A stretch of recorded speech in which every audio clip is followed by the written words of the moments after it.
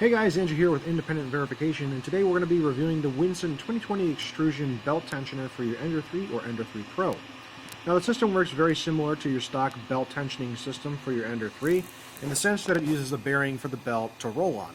The only difference is now we've got this knob which connects directly to this portion right here where it is also directly connected to that bearing, and the further you turn this knob, the more it pulls the bearing towards the outer end of the extrusion, thus tightening up the belt. Now, there are some things to be noted about this particular system.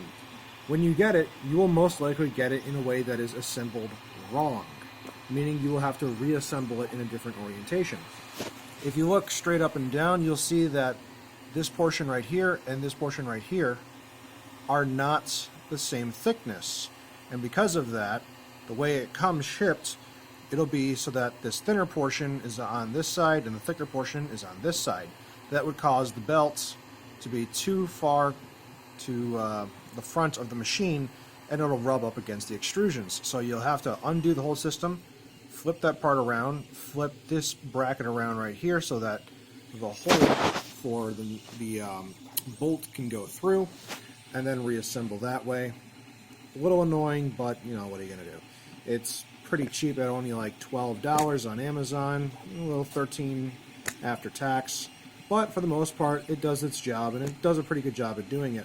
They also sell versions where it has GT2 pulleys, but those, from what I've seen, have pulleys that are just far too small in diameter, and you'll run into a bunch of other issues with the belt rubbing on the internal portions of the 2020 extrusion.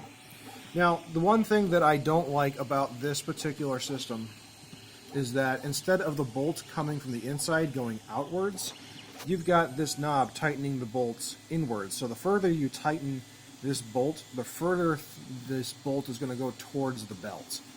I don't feel like that's an appropriate methodology for this sort of system. I feel as though the bolt should be coming outward, and as you tighten the knob, the bolt should be further protruding this way to the right. That would be the appropriate way to do it, because if you tighten this belt too much, then you'll run into an issue where the bolt itself is going to rub up against the outside of the belt, which, again, friction on the belt like that is not good, and it would wear out the belt. Thankfully, at the stock length for the belts on the Ender 3, we were able to tension it up pretty good without running into that issue. I would still like to see that sort of thing rectified. In the design where they're using the GT2 pulleys, it works where the bolt protrudes outward to the right. For this particular design, I don't know why they decided to go like that. There's other brands out there that use basically the same methodology but use different knobs. Maybe it's just the type of knob they decided to use. Whatever the case may be, this is how it comes to you, and it's unfortunately not something you can just put directly out of the box. Like I was saying, you do need to disassemble it and reassemble it the correct way, because WINSINN did not do a proper job for that, at least not for Ender 3s or Ender 3 Pros like I have right here. So something worth noting. But beyond that, the product is good. It does what it's supposed to do, and despite the fact that there are tensioners out there that you can print from Thingiverse, if you're putting it in a heated enclosure, sometimes those printed parts fail.